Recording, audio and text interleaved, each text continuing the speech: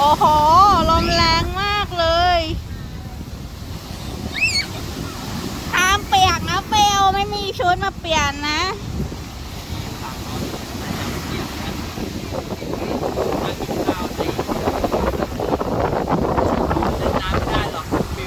เออแรงขึ้นแรงเดี๋ยวตก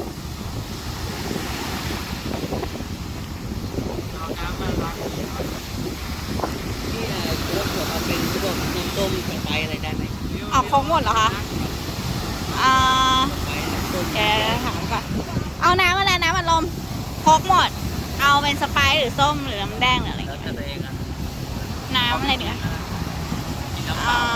น้ำต้มก็ได้น้ำส้ม